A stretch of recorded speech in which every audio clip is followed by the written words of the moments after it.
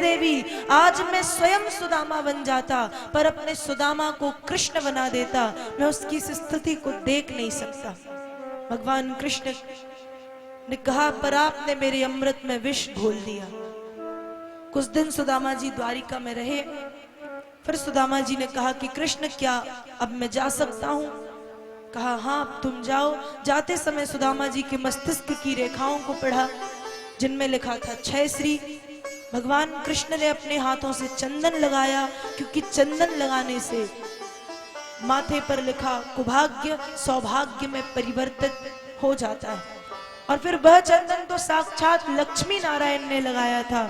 सुदामा जी के माथे पर चंदन लगाते ही सुदामा जी के माथे पर लिखा हुआ 6 श्री अक्षय श्री में बदल गया। और अब सुदामा जी ने कहा कि कृष्ण मैं जा रहा हूं। भगवान कृष्ण ने कहा जाओ। और इस तरह से भगवान श्री कृष्ण का दर्शन करके सुदामा जी वापस अपने गांव लौटे, अपने नगर लौटे। जब सुदामा जी आए तो जहां उनका एक टूटी सी झोपड़ी बनी थी, वहां एक बहुत बड़ा महल बना हुआ है। तब सुदामा जी ने विचार किया कि ये अचानक क्या हो गया। उसी समय सुदामा जी की पत्नी आती हैं, उन्हें सारा वृत्तांत सुनाती हैं। तब सुदामा जी बोले कि देवी, धन की आवश्यकता आपको थी, मुझे नहीं। आप सुखपूर्वक निवास करें, मैं तप करने के लिए वन को जा रहा हूं। और सुदामा जी तपस्या करने के लिए वन को चले गए। इस तरह से दसम स्कंद के 80वें अध्याय में भगवान श्री कृष्ण और सुदामा जी की मित्रता के पावन प्रसंग का वर्णन किया गया। सुदामा जी 4 मुट्ठी तंदुल के रूप में अर्थ धर्म काम और मोक्ष अपने 4 पुरुषार्थों को लेकर के गए। भगवान कृष्ण ने धर्म को स्वीकार किया, अर्थ काम और मोक्ष सुदामा जी को वापस दिया। इस तरह से भागवत जी के दसम स्कंद के 80वें अध्याय में सुदामा चरित्र की कथा आती है। अब कुछ विशेष सूचनाएं आपके समक्ष प्रस्तुत की जा रही हैं, आप सुने। तत्पश्चात पुनः आगे के प्रसंगों में प्रवेश। बोलिए राधा कृष्ण भगवान की जय।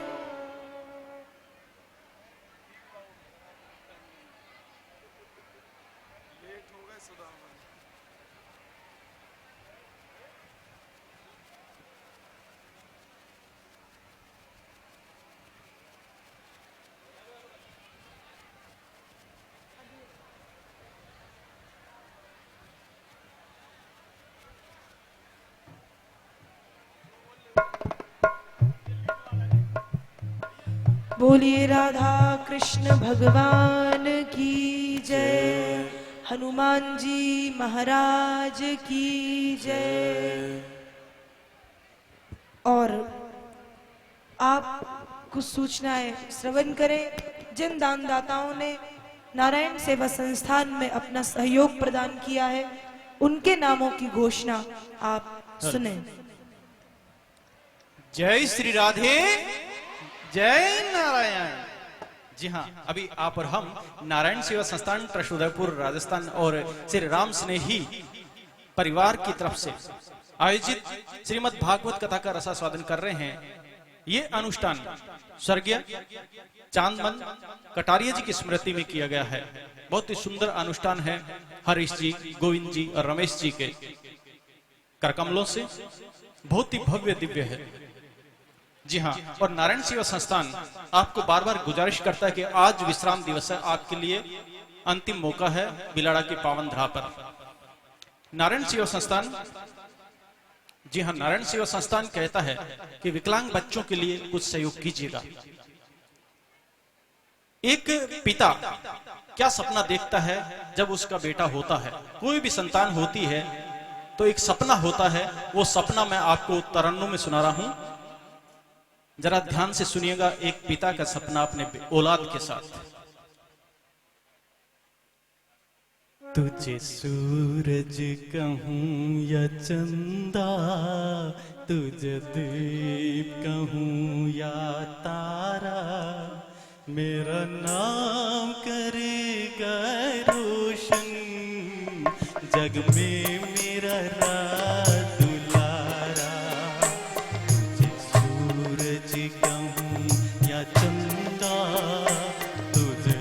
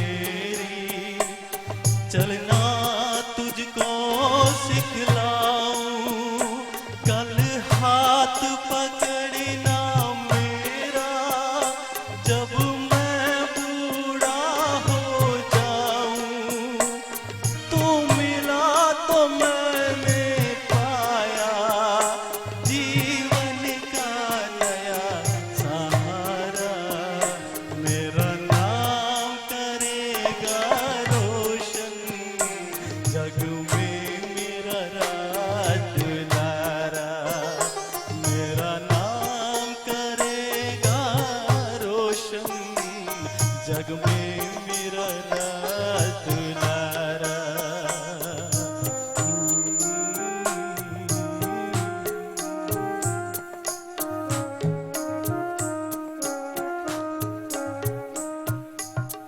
जी हाँ, बहुत ही सुंदर ये रचना प्रेम धवन जी ने लिखी थी, एक फूल दो माली के लिए मन्ना डे ने गाया था। इसके अंदर जो अंतर के अंदर कहा गया है कि आज उंगली थाम के तेरी, एक पिता अपने बेटे के साथ सपना देखता है कि आज उंगली थाम के तेरी, चलना तुझको सिखलाऊं, कल हाथ पकड़ना मेरा जब मैं बूढ़ा हो जाऊं। परंतु जब एक पिता को पता चलता है कि उसकी औलाद विकलांग है, अपाइस है, तो ऐसे पिता के सपने अचानक चकनाचूर हो जाते हैं कि जो बच्चा स्वयं अपने आप का सहारा नहीं बन पाता, वो भविष्य में पिता का सहारा कैसे बनेगा, मेरा सहारा कैसे बनेगा। जिसकी खुद की जिंदगी अंधकार में है, वो मेरे भविष्य में प्रकाश कैसे फैलाएगा। सारे सपने मिट्टी में मिल जाते हैं। परंतु नारायण सेवा संस्थान में जब वो आता है और आप जैसे दानदाता जब सहयोग करते हैं, तो एक बार फिर से जो सपने वो पिता देखता है, वो वापस बन सकते हैं। बस आपके सहयोग का इंतजार रहता है उन दीन दुखियों को। उनको पता है कि आपके सहयोग के बलबूते ही हमारा इलाज हो पाता है, इसलिए आप सहयोग अवश्य कीजिएगा। अभी नारायण सेवा संस्थान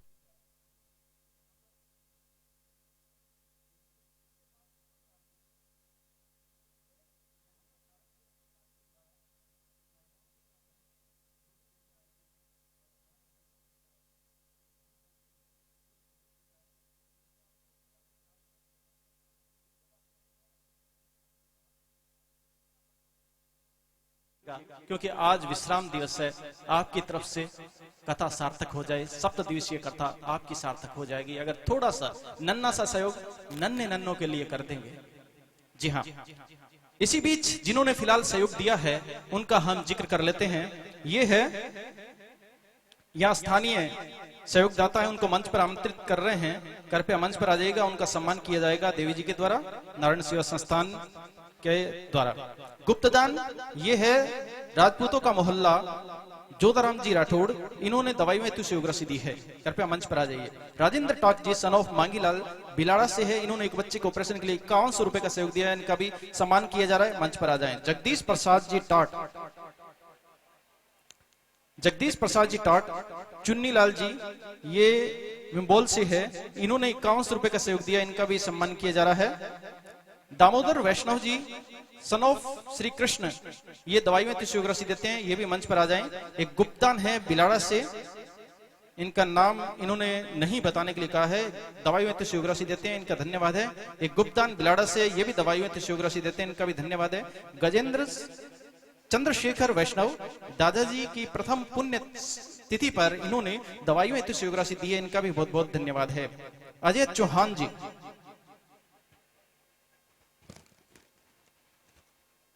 अजय चौहान जी सन ऑफ पारसमल चौहान जी बिलाड़ा से 6000 रुपए का सहयोग देते हैं, तालियां बजनी चाहिए, इनका सम्मान किया जाएगा। गुप्तदान मेष ग्रामवासी, इन्होंने पाली से सहयोग दिया है, दवाई में सहयोग राशि, इनका भी धन्यवाद है, कृपया मंच पर आ जाइए। सोहनी देवी मांगीलाल जी बिलाड़ा से दवाई में सहयोग राशि देते हैं, इनका भी धन्यवाद है, मंच पर आ जाइएगा। गुप्तदान आया बिलाड़ा से दवाई में सहयोग राशि, इनका भी सम्मान किया जाएगा। गुप्तदान है बिलाड़ा से दवाई में सहयोग राशि, इनका भी सम्मान किया जाएगा।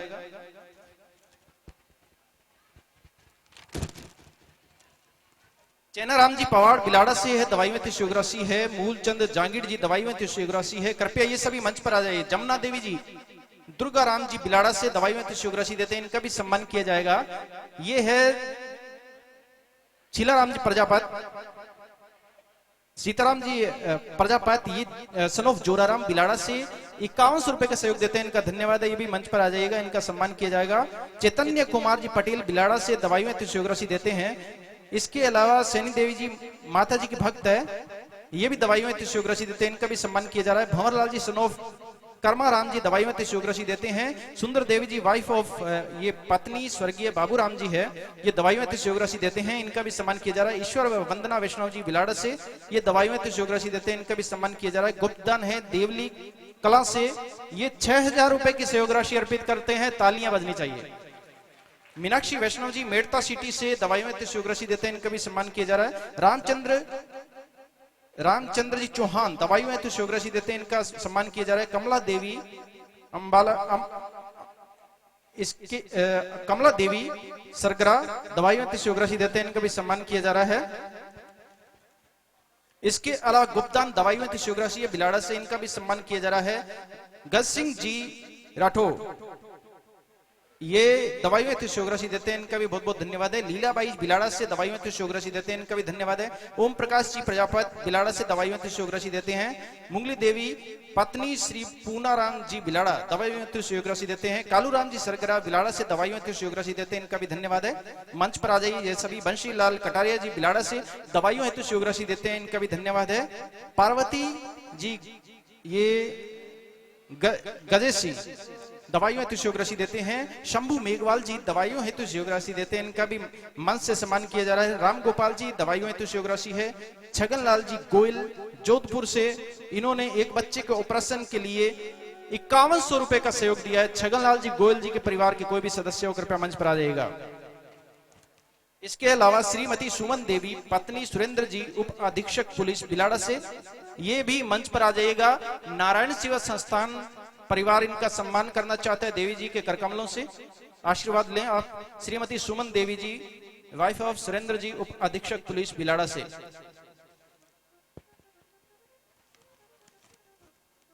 इसके अलावा श्री लक्ष्मी नारायण सत्संग भवन मादीपुर नई दिल्ली से साध्वी गीता जी, सुश्री सुशीला जी, जी हाँ, श्री लक्ष्मी नारायण सत्संग भवन का हम आभार प्रकट करते हैं।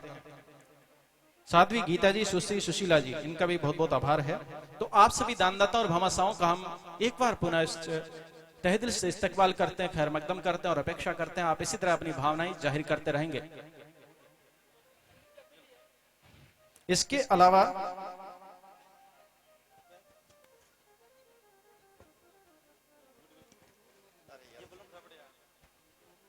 जी हाँ, गुप्ता आया है बिलाड़ा से, इन्होंने दवाइयों से सहयोग राशि दी है, इनका भी सम्मान किया जा रहा है। छगनलाल गोयल जी जोधपुर राजस्थान से 5000 रुपए की सहयोग राशि दी है, इनका पहले भी हम नाम उच्चारित कर चुके हैं, मंच पर आ जाएगा। गुप्तदान बिलाड़ा से दवाइयों हेतु सहयोग राशि है। नाथुराम पटेल बिलाड़ा से दवाइयों हेतु सहयोग राशि है। मोजी देवी नरसिंह बिलाड़ा से दवाइयों हेतु सहयोग राशि है। इसके अलावा रेड़ा मनीषा दीपिका कुसुम बामणिया, ये गुल्लक से अपने गुल्लक में से सहयोग दे रही हैं, बच्चे हैं, इनका भी बहुत बहुत आभार प्रकट करते हैं। तो आप सभी दानदाताओं का और श्री तुलसाराम होमगार्ड वरिष्ठ कार्यकर्ता देवी जी से सम्मान ग्रहण करेंगे, आशीर्वाद लेंगे। श्री तुलसाराम होमगार्ड वरिष्ठ कार्यकर्ता, जी हाँ, तो आप सभी का बहुत बहुत आभार प्रकट करते हैं। और इसके अलावा यहाँ पर एक छोटी सी अंगूठी मिली है, अगर निशानी बता के ले जाएं। आप सभी का बहुत बहुत आभार प्रकट करते हैं। जाते जाते एक बार पुनः हम कथा में पहुंचेंगे, उससे पहले कहना चाहूंगा अथर्ववेद के अंदर लिखा हुआ है शत हस्त समाहार सहस्त्र हस्त सैकिर, अर्थात जो दान देने की इच्छा रखते हैं उनकी भावनाएं हैं कि हे भगवान मुझे इतनी शक्ति प्रदान करो कि मैं 100 हाथों से तो इकट्ठा करूं और 1000 हाथों से उसको बांट दूं। जी हाँ, ऐसी जिसकी भावना होगी वो जरूर परमार्थ करता है, कृपा पाता है परमपिता परमात्मा के। आशा करते हैं ऐसा करेंगे, इसी उम्मीद से पुनः चलते हैं श्रीमद् भागवत कथा के श्री चरणों में। जय श्री राधे, जय नारायण।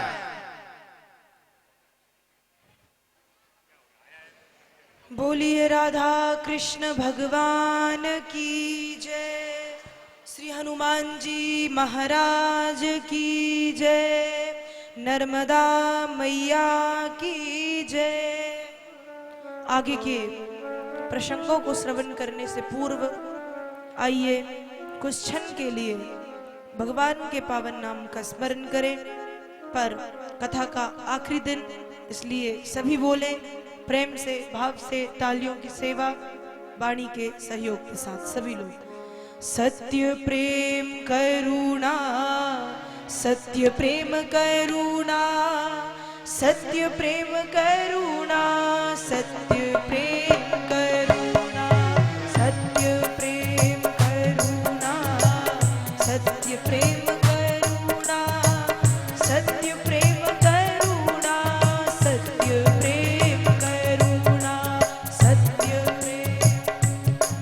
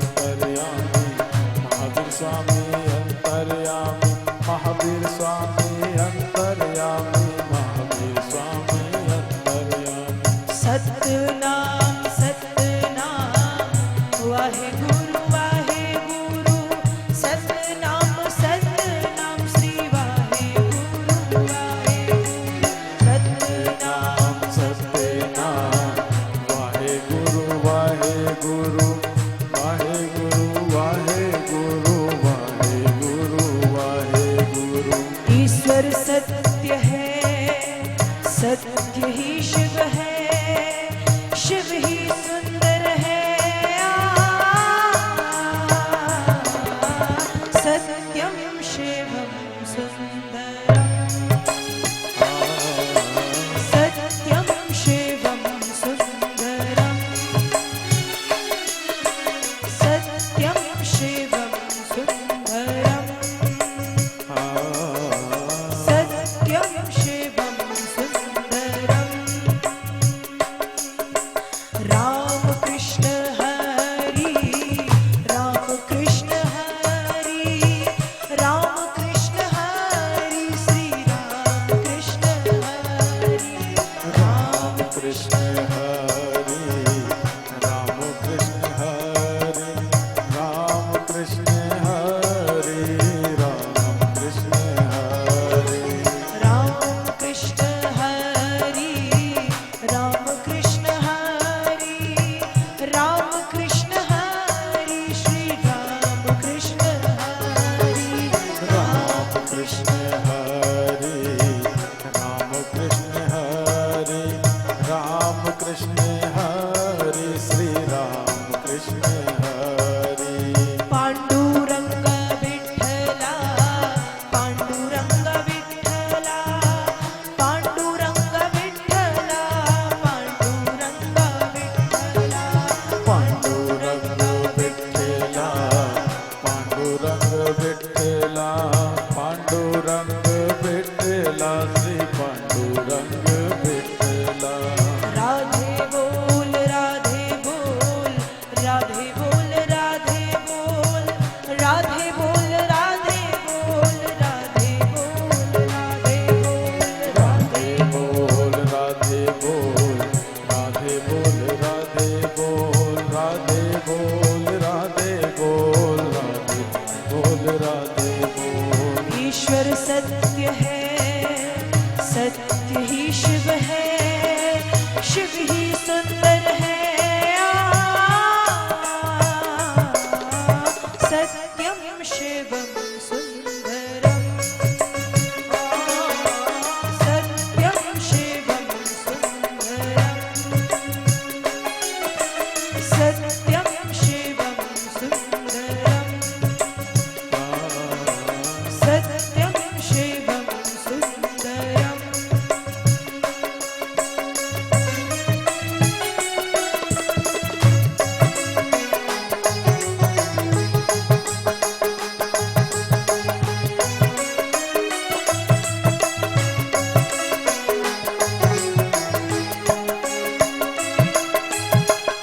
रामावध में, रामावध में, काशी में शिव, कान्हा वृंदावन में।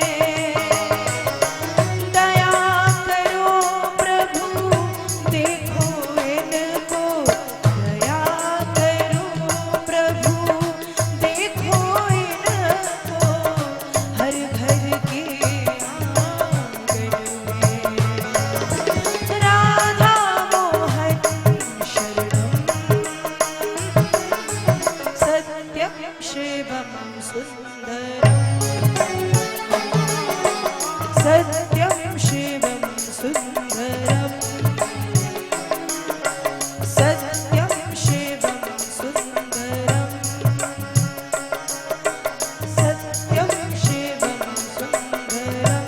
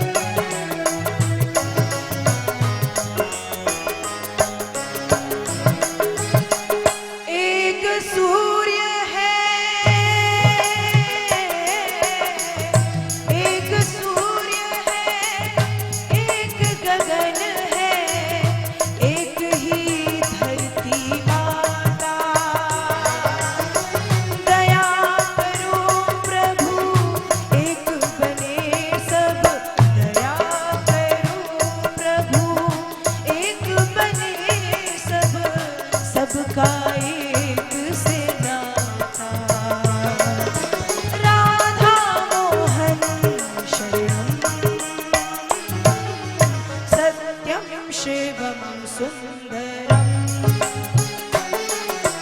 सत्यं शिवं सुन्दरम् सत्यं शिवं सुन्दरम् सत्यं शिवं सुन्दरम्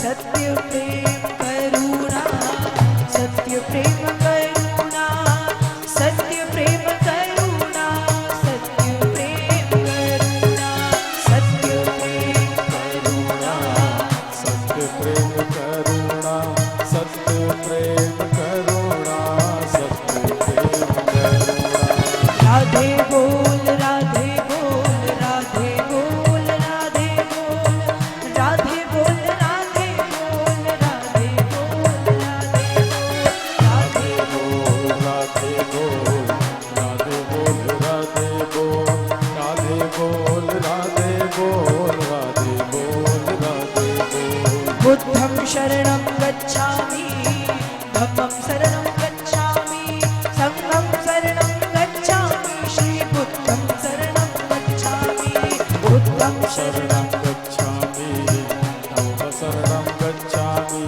संघं शरणं गच्छामि श्री बुद्धं शरणं गच्छामि सतनाम सतनाम वाहे गुरु सतनाम सतनाम वाहे गुरु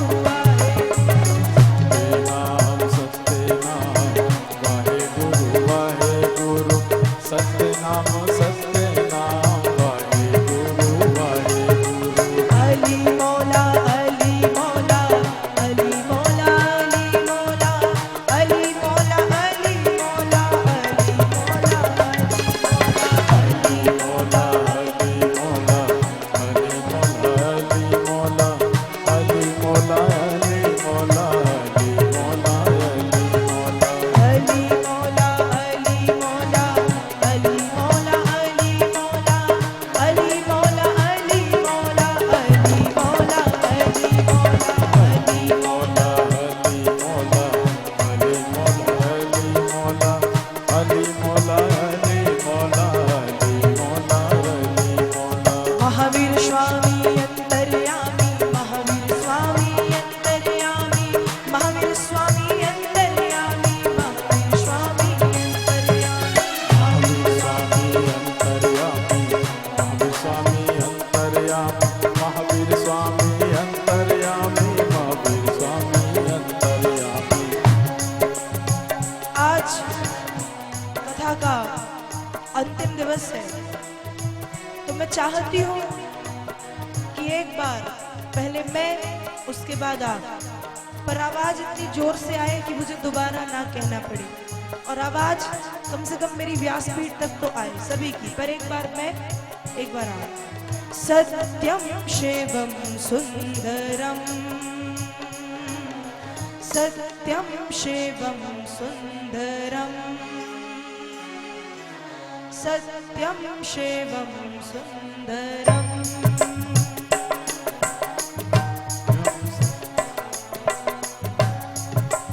मैंने कहा था ना कि मुझे बोलना ना पड़े दोबारा ऐसा लग रहा है जैसे आप लोग खाना खा के नहीं आए कम से कम आज कथा का आखिरी दिन है आज तो अपनी वाणी का सदुपयोग कर दो इतनी जोर से बोल दो कि व्यासपीठ तक आवाज आ जाए इतनी सारी माताएं हैं इतने सारे पुरुष वर्ग के लोग हैं माताओं को शर्म लगती है कम से कम पुरुष वर्ग के लोग बोलने सभी माताएं भी और पुरुष भी एक बार जोर से सत्यम शिवम सुंदरम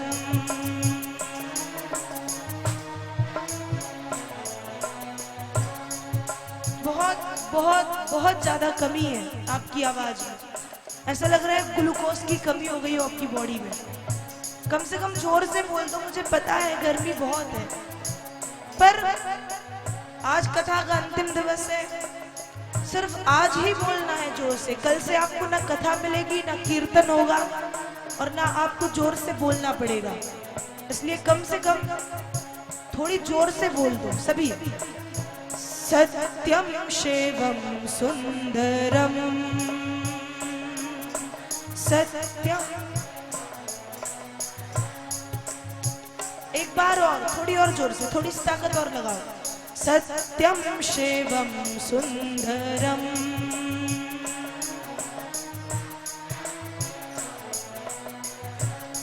थोड़ी सी और ताकत। आवाज बिल्कुल अच्छी आ रही है, पर थोड़ी सी और ताकत लगाइए। पंडाल गूंज जाना चाहिए। आज मेरी आवाज कम पड़ जाए, आपकी आवाज से पंडाल गूंज जाए। सभी लोग सत्यम शिवम सुंदरम,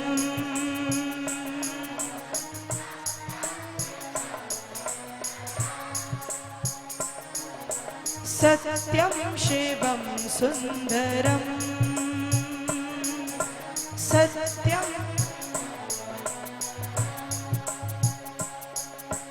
ईश्वर सत्य है, सत्य ही शिव है, शिव ही सुंदर है। सत्यम शिवम सुंदरम, सत्यम शिवम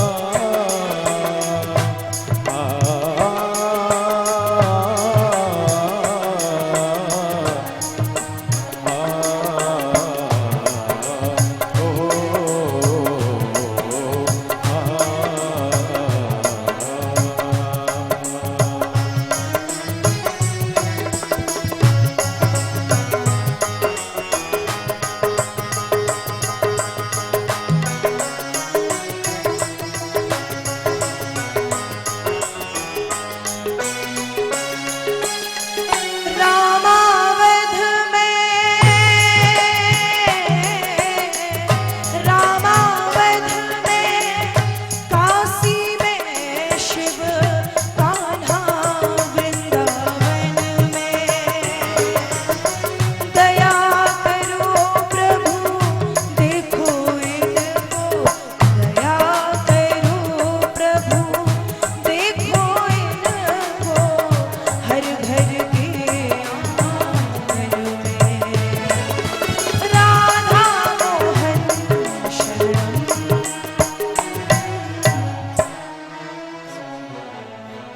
क्या हुआ? आवाज नहीं निकल रही? मैं रुक गई मतलब आपको बोलना है, बोलो जोर से।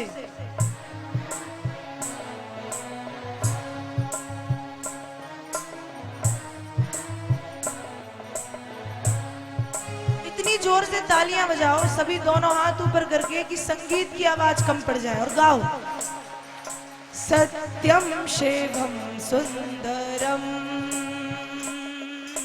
सत्यम शिवम, सत्यम शिवम सुंदरम, सत्यम। सत्य प्रेम करुणा, सत्य प्रेम करुणा, सत्य प्रेम करुणा, सत्य प्रेम करुणा, सत्य प्रेम करुणा, सत्य प्रेम करुणा, सत्य प्रेम करुणा, सत्य प्रेम करुणा। राधे बोल, राधे बोल, राधे बोल, राधे बोल, राधे बोल, राधे बोल, राधे बोल, राधे बोल, राधे बोल, राधे बोल, राधे बोल, राधे बोल, राधे बोल, राधे बोल, राधे बोल, राधे दोनों हाथ ऊपर करके तालियों की सेवा के साथ सभी। राधे बोल, राधे बोल, राधे बोल, राधे बोल, राधे बोल, राधे बोल, राधे बोल, राधे बोल,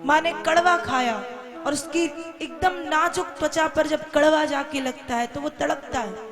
माँ ने खट्टा खाया, माँ ने तीखा खाया, माँ ने नमक तेज खाया तो वो शिशु तड़पता है, फड़फड़ाता है।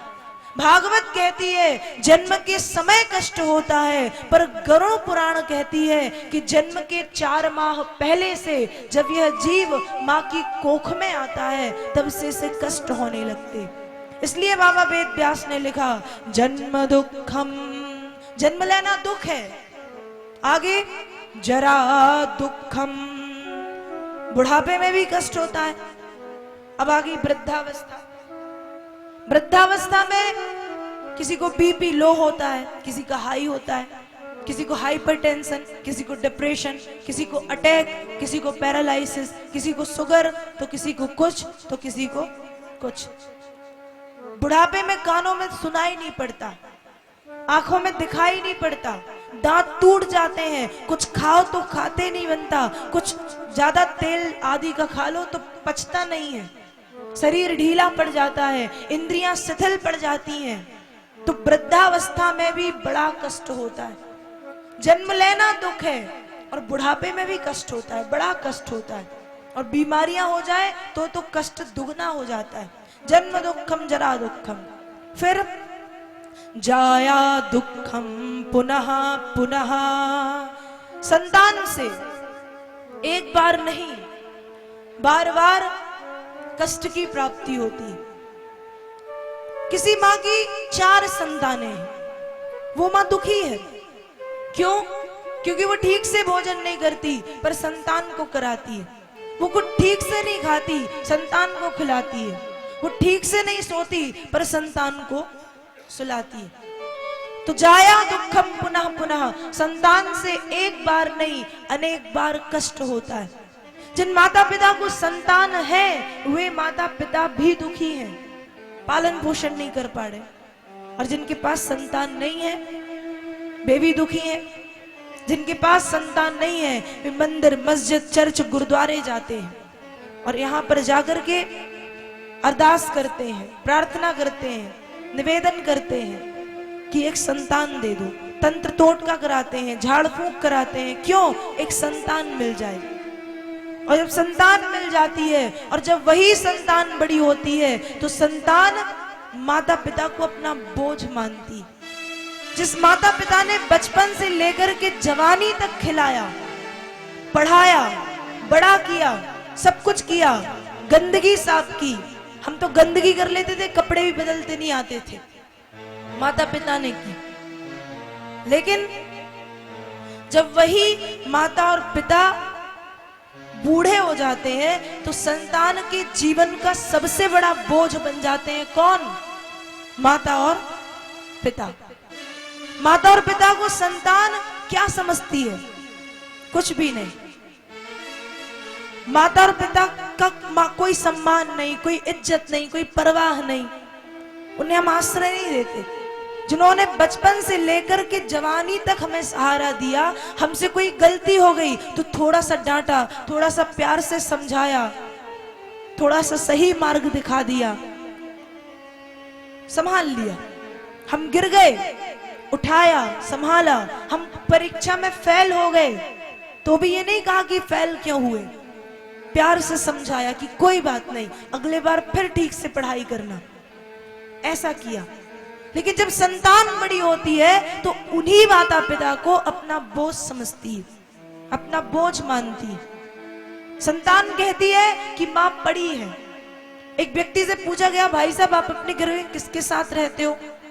उन्होंने उत्तर दिया, मैं रहता हूँ, मेरी पत्नी रहती है, मेरे बच्चे रहते हैं और हमारी माँ भी हमारे साथ पड़ी रहती। माँ पड़ी रहती।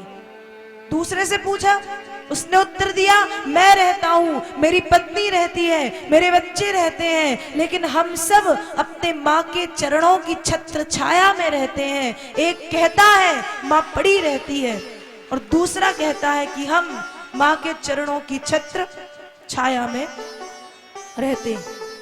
कुछ बिरले भाग्यवान माता पिता आज भी हैं जिनके यहाँ ध्रुव, प्रहलाद, विवेकानंद, स्वामी राम तीर्थ, अर्जुन और अभिमन्यु जैसे, एकलव्य जैसी गुणवान, धनवान, धार्मिक, ऐश्वर्यवान, कीर्तिवान, विद्वान संतान का जन्म होता है। नहीं तो आज तो हर घर में रावण, कुंभकर्ण, कंस, शिशुपाल, दंतवक्र जैसी दुष्ट, आताताई, नालायक और धूर्त संतानों का जन्म हो रहा है, जो अपने माता पिता को सताते हैं, कष्ट देते हैं। कल एक पुस्तक में मैंने पढ़ा, एक छोटी सी कहानी थी कि एक पिता की 3 संतानें थी। एक पिता की 3 संतानें थी। पिता जाने वाले थे, अंतिम समय चल रहा था उनका। पिता ने अपनी संतानों को क्या दिया? सबको बंटवारा हुआ परिवार का धन दे दिया। पिता के पास एक मूल्यवान हीरा था, बहुत बड़ा मूल्यवान हीरा। पिता ने वो हीरा संभाल के रख लिया और पिता ने अपने तीनों पुत्रों से कहा कि तुम शहर में जाकर के धन कमाओ, जो जितना ज्यादा धन कमाएगा मैं अंत में हीरा उसे दे दूंगा। तीनों संतानें शहर चली गई धन कमाने के लिए। अब बीच में पिताजी की तबीयत बहुत बिगड़ गई, तो जो बड़ी संतानें थी, पहली वाली और दूसरी वाली, उन्होंने सोचा कि यदि हम काम छोड़ करके जाते हैं पिताजी के पास तो हम धन नहीं कमा पाएंगे, और धन नहीं कमा पाएंगे तो हमें हीरा नहीं मिलेगा। तो वे दोनों संतानें नहीं गईं। जब वे दोनों संतानें नहीं गईं तो जो तीसरी संतान है, सबसे छोटा पुत्र, वो पहुंच गया अपने पिताजी के पास और अपने पिताजी की उन्होंने बहुत सेवा की, खूब सेवा की। आखिरी में 1 साल बाद तीनों पुत्र पिताजी के सामने आए। बड़े ने कहा मैंने इतना धन कमाया, दूसरे ने कहा मैंने इतना धन कमाया, पर तीसरे ने बहुत कम धन अर्जित किया था क्योंकि वो पिताजी की सेवा में लग गया था। पर जो पिताजी ने हीरा था, वो हीरा अपने छोटे पुत्र को दिया, और जब छोटे पुत्र को हीरा दिया तो बड़े 2 पुत्रों ने पूछा कि धन तो हमने ज्यादा कमाया है, पर आपने ये मूल्यवान कीमती पत्थर छोटे पुत्र को क्यों दिया? उस समय पिताजी ने कहा कि तुम तो पहले से ही पत्थर हो, एक छोटे से पत्थर के कारण तुम इतने ज्यादा पत्थर हो गए कि तुमने अपने पिता की परवाह ही नहीं की, चिंता नहीं की। तो तुम पहले से पत्थर हो, इसलिए पत्थर की जरूरत तुम्हें नहीं है, पत्थर की जरूरत इसे है। और वो जो हीरा था, वो हीरा अपने तीसरे पुत्र को दे दिया। मतलब संतान ऐसी भी होती है कि एक छोटे से हीरे के लिए या थोड़ी 2-4 लाख रुपए के लिए या थोड़ी और ज्यादा पैसे के लिए अपने माता पिता को डाल देती है एक कोने में। माता पिता पड़े रहते हैं, बीमार हैं, क्या हो रहा है, कैसे हो रहा है, खाना खाया कि नहीं खाया, भोजन किया कि नहीं किया, दवाइयां खाई या नहीं खाई, ये सब संतान को कोई लेना देना नहीं। जिन्होंने बचपन से लेके बड़े तक संभाला, हमें थोड़ी सी बुखार चढ़ाती है तो हमारी माँ कितनी परेशान हो जाती है, हमारे पिताजी कितने परेशान हो जाते हैं। लेकिन जब वही माता पिता बूढ़े होते हैं तो संतान अपने माता पिता को डॉक्टरों के, नर्सों के, कंपाउंडर्स के सहारे में छोड़ देते हैं। बेचारे माता पिता डले रहते हैं, मक्खी भिनभिनाती रहती है उनके चारों तरफ, कोई हवा करने वाला नहीं, गंदगी कर ले तो कोई कपड़ा बदलने वाला नहीं, कोई खाना देने वाला नहीं, नर्स ने जितना दे दिया तो ठीक, नहीं तो बेचारे पड़े हैं। ऐसी स्थिति आज देखने को मिलती। तो जाया दुखम पुनः पुनः, संतान से एक बार नहीं बार बार कष्ट की प्राप्ति होती। बाबा वेद व्यास जी ने लिखा, जन्म लेना दुख है, बुढ़ापे में दुख होता है, संतान से भी दुख मिलता है, और अंतकाले महादुखम, जब अंत काल आता है, जब मृत्यु का समय आता है तो महादुखम, बड़े दुख की प्राप्ति होती। अंतकाले महादुखम, जब अंत काल आता है तो बहुत दुख होता है। इतना दुख मिलता है जैसे शरीर में सैकड़ों, हजारों, लाखों, करोड़ों बिच्छू एक साथ डंक मार रहे हों, एक साथ काट रहे हों, एक साथ कष्ट दे रहे हो। इसलिए तस्मात् जागृहि जागृहि, जागिए, सुख का उपाय खोजिए। कल्याण का रास्ता निकालिए और तमसो मा ज्योतिर्गमय, अंधकार से प्रकाश की ओर गमन कीजिए। मानव के जीवन में केवल दुख ही दुख है, पर कहीं सुख भी तो होगा, कहीं शांति भी तो होगी, कहीं आनंद भी तो होगा, कहीं परमानंद भी तो होगा, कहीं ब्रह्मानंद भी तो होगा, है, पर उसे खोजने की जरूरत है। एक व्यक्ति था, पहले तो छोटा सा था, कक्षा 12th में था, क्लास 12th। अब कक्षा 12वीं में था। उसने अपने पिताजी से कहा कि मैं 12वीं कक्षा में पास हो जाऊंगा तो उसके बाद मुझे कुछ नहीं चाहिए। पास हुआ 12वीं में, फिर कहा कि अब मैं ग्रेजुएशन यदि कंप्लीट करता हूं अच्छे नंबरों से, डिग्री ले लेता हूं तो मुझे कुछ नहीं चाहिए, मैं सबसे ज्यादा सुखी। 12वीं में पास हुआ, खूब खुश, पर ग्रेजुएशन की चाह, उसमें पास हुआ। कहा अब तो तुम खुश हो? तो बोला नहीं, अब मुझे अच्छी सी जॉब चाहिए, डिग्री क्या मैं खाऊंगा? उसे अच्छी सी जॉब मिल गई। कहा अब खुश? बोला नहीं, अब शादी हो जाए, चलो उसका विवाह हो गया। अब खुश? बोला नहीं, अब संतान हो जाए, संतान हो गई। अब खुश? बोला नहीं, अब संतान पढ़ लिख जाए, संतान पढ़ लिख गई। अब खुश? बोला नहीं, अब संतान की भी विवाह हो जाए, उसका भी विवाह हो गया। अब खुश? बोला नहीं, अब पोता हो जाए, पोते का मुंह देख लूं, पोता हो गया। अब खुश? बोला नहीं, अब भी नहीं खुश, अब पोता पढ़ लिख जाए। 99 साल का बुढ़ा हो गया और पंडित जी को हाथ दिखाता है कि पंडित जी मेरा जीवन कैसा होगा, मेरा भविष्य कैसा है। पंडित जी ने कहा कि इस लाइफ में तो तुम मुझे नहीं पता, नेक्स्ट लाइफ के लिए ट्राई करो, हो सकता है सुधर जाए। मतलब ऐसे ऐसे लोग हैं जिनकी उम्र मरने की हो गई, जो जाने वाले हैं 99, कब चले जाएं कोई भरोसा नहीं।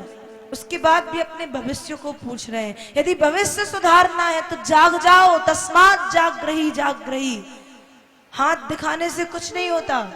यदि भविष्य सुधारना है तो क्या करना पड़ेगा? यदि भविष्य सुधारना है तो दोनों हाथ ऊपर करो सभी लोग और बोलो हरे कृष्ण कृष्ण कृष्ण हरे हरे, हरे राम राम राम हरे हरे। जिस दिन ये महामंत्र जीवन में आ गया, भविष्य अपने आप सुधर जाएगा। फिर किसी की ताकत नहीं कि तुम्हारे भविष्य को वो बिगाड़ सके, क्योंकि जो ताकत कृष्ण के नाम में है वो ताकत कहीं अन्यत्र नहीं है। इसलिए भविष्य सुधारना है तो राम नाम को लेकर के सुधार लो, कृष्ण नाम को लेकर के सुधार लो, नारायण नाम को लेकर के सुधार लो, हनुमंत के नाम को लेकर के सुधार लो। यदि भविष्य सुधारना है तो तस्मात् जागृहि जागृहि, जागिए। सिर्फ चाह में मत पड़े रहो कि ये मिल जाए, फिर वो मिल जाए, फिर ऐसा हो जाए, फिर वैसा हो जाए। ये सब भी जीवन में जरूरी है, लेकिन उससे ज्यादा जरूरी है कि हमारे जीवन में राम के नाम की, कृष्ण के नाम की निरंतरता बनी रहे। हमारे जीवन में कोई पल ऐसा ना आए जिस पल भगवान नाम से हम विलग हो जाएं, भगवान नाम की धारा हमारे जीवन से अलग हो जाए। हमें तो ये कोशिश करनी चाहिए कि हम निरंतर राम और कृष्ण के नाम की धारा में बहते रहें, हम निरंतर परमात्मा तत्व का चिंतन करते रहें, हम निरंतर प्रभु की भक्ति में लीन रहें। भागवत जी का 11वां स्कंद प्रारंभ होता है और 11वें स्कंद में बाबा वेद व्यास जी ने सबसे पहले भगवान श्री कृष्ण के विराट स्वरूप का वर्णन किया, प्रभु के विराट स्वरूप को बताया। और बाबा जी भागवत जी में लिखते हैं, पश्चन् तदो रूपमदभ्र चक्षुषा सहस्रपातोर्भुजाननाद्भुतम् सहस्रमूर्ध श्रवणाक्षिनासिकम् सहस्रमौल्याम्बर कुंडलोल्लसत्। भगवान के पैर पृथ्वी पर हैं और सिर आकाश में। भगवान के अनेक हाथ हैं, अनेक पैर हैं, अनेक प्रकार के कुंडल कानों में कृष्ण धारण किए हुए हैं, अनेक प्रकार के रंग बिरंगे वस्त्र कृष्ण पहने हुए हैं, अनेक प्रकार के सुंदर गहने जेवर कृष्ण धारण किए हुए। कृष्ण के कान से लोग आ रहे हैं, लोग जा रहे हैं। कृष्ण की आंखों में ब्रह्मांड दिखाई दे रहा है। कृष्ण के मुख से लोग आ रहे हैं, जा रहे हैं। और तो और कृष्ण के मुख में नदियां बह रही हैं, पहाड़ दिखाई दे रहे हैं। कैलाश पर शिव शिवानी के साथ विराजमान है, भवानी के साथ बैठे हुए हैं। और कमल पुष्प पर ब्रह्मा ब्रह्माणी के साथ विराजमान है। बड़े सुंदर रूप से विराट स्वरूप का वर्णन भागवत जी के 11वें स्कंद में, प्रभु के स्वरूप का वर्णन भागवत जी के 11वें स्कंद में किया गया। और फिर 11वें स्कंद में ही कथा आती है वर्णाश्रम धर्म की। 4 प्रकार के आश्रम बताए गए, ब्रह्मचर्य, गृहस्थ, वानप्रस्थ, सन्यास। ब्रह्मचर्य की उम्र बताई गई 5 वर्ष से 25 वर्ष, गृहस्थ की उम्र बताई गई 25 वर्ष से 50 वर्ष, फिर वानप्रस्थ की उम्र बताई गई 50 से 75 वर्ष, और सन्यास की उम्र बताई गई 75 से मृत्यु पर्यंत, मतलब 100 वर्ष, जब तक हम जीवित हैं। अब 75 से चाहे 5 वर्ष और जीवित रहे या 10 वर्ष और जीवित रहे, तो 75 से जो मृत्यु पर्यंत तक की उम्र है वो सन्यास की उम्र ग्रंथों में बताई गई, भागवत जी में वर्णन आता है। तो ब्रह्मचर्य आश्रम में हम शिक्षा ग्रहण करते हैं, गुरुदेव की सेवा करते हैं, भगवान नाम संकीर्तन करते हैं, संयम नियम के साथ जीवन यापन करते हैं। गृहस्थ आश्रम में पति और पत्नी मिलकर के गृहस्थ धर्म का पालन पोषण करते हैं, गृहस्थ धर्म के नियमों को निभाते हैं, अपने कर्तव्यों का पालन करते हैं, भगवान नाम संकीर्तन करते हैं। संयम नियम आचार विचार तप पवित्रता स्वाध्याय दयादान करते हुए गृहस्थ आश्रम में जीवन यापन करते। वानप्रस्थ में वर्णन आता है कि पति और पत्नी दोनों अपने घर को छोड़ के किसी एकांत स्थान पर जंगल में किसी नदी के किनारे झोपड़ी बना करके रहते हैं, कंदमूल फल खाते हैं और ज्यादा से ज्यादा हरि नाम संकीर्तन, हरि नाम स्मरण करते हैं। फिर सन्यास में यदि पति है तो पत्नी का त्याग, और यदि पत्नी है तो पति का त्याग करते हैं। एकांत में निवास करना, कंदमूल फल खाना, ज्यादा से ज्यादा हरिनाम संकीर्तन करना, कम से कम चीजों में जीवन यापन करना, ये सन्यास। इस तरह से भागवत जी के 11वें स्कंद में 4 वर्णाश्रमों की कथा आती है। 4 वर्णाश्रमों की कथा का वर्णन किया गया, ब्रह्मचर्य, गृहस्थ, वानप्रस्थ और सन्यास। 4 आश्रमों का वर्णन भागवत जी में। पर भागवत जी में ही, भागवत जी के 11वें स्कंद में ही कथा आती है भगवान दत्तात्रेय के 24 गुरुओं की। ध्यान रहे, व्यक्ति के जीवन में गुरु का होना बहुत जरूरी है। गुरु बनाना चाहिए और गुरु एक होना चाहिए। आज हम एक नई परंपरा देख रहे हैं कि आज जिस संत का, जिस महात्मा जी का, जिन सन्यासी जी का, जिन बैरागी जी का, जिन लोगों का नाम हम ज्यादा सुन लेते हैं, जो ज्यादा फेमस है, हम उन्हें अपना गुरु बना लेते हैं। कोई उससे ज्यादा फेमस मिल गया, बड़ा संत मिल गया, उसे गुरु बना लिया। पर गुरु एक ही होना चाहिए। दीक्षा वाला जो गुरु होता है वो एक ही होता है। ज्ञान देने वाले 24 की कौन कहे, 100 गुरु हो सकते। क्योंकि जब हम ज्ञान अर्जन करना प्रारंभ करते हैं, जब हम पढ़ाई करते हैं बचपन में, तो कक्षा 1 में गुरु कोई दूसरा होता है, 2 में कोई दूसरा होता है, तीसरी में कोई दूसरा हो जाता है, फिर 12वीं में कोई दूसरा गुरु होता है, ग्रेजुएशन में कोई दूसरा होता है, फिर MA करते हैं, MCOM करते हैं या MSc करते हैं, उसमें कोई दूसरा होता है। मतलब गुरु बदलता जाता है, पर ज्ञान देने वाला गुरु बदल जाता है। ज्ञान देने वाले गुरु अनेक हो सकते हैं, पर जो दीक्षा देने वाला गुरु है वो एक ही होता है। ध्यान रहे, जो शिष्य अपने गुरु का त्याग करता है वो शिष्य दरिद्री होता है, और जो गुरु अपने शिष्य का त्याग करता है वो शिष्य दरिद्री होता है। दोनों ही बातों में, चाहे शिष्य गुरु का त्याग करे या गुरु शिष्य का त्याग करे, शिष्य ही दरिद्री होता है, गुरु दरिद्री नहीं होते। क्यों? धर्मशास्त्र कहते हैं गुरु ब्रह्मा गुरु विष्णु गुरु देवो महेश्वरः गुरु साक्षात परब्रह्मो तस्मै श्री गुरुवे नमः। गुरु ब्रह्मा है, गुरु विष्णु है, गुरु साक्षात महेश है, गुरु साक्षात पार ब्रह्म परमेश्वर है। ऐसे गुरु को हम और आप वारंबार प्रणाम करते हैं, नमन करते हैं, वंदन करते हैं। गुरु बनाना चाहिए, गुरु एक होना चाहिए। ज्ञान देने वाले गुरु अनेक हो सकते हैं, पर दीक्षा देने वाला गुरु जीवन में एक ही होता है। चाहे वे बहुत बड़े हों या बहुत छोटे, पर दीक्षा देने वाले गुरु एक ही होते हैं। व्यक्ति को पग पग पर गुरु बदलना नहीं चाहिए। गुरु एक होता है, जो होता है वो मरते मरते तक होता है। गुरु का होना जरूरी है। इस गुरु की महिमा को बाबा तुलसी रामचरितमानस के बालकांड के मंगलाचरण, जो बालकांड के 7 श्लोकों में मंगलाचरण किया, उस मंगलाचरण के 4थे या 5वें श्लोक में बाबा तुलसी ने गुरु के महत्व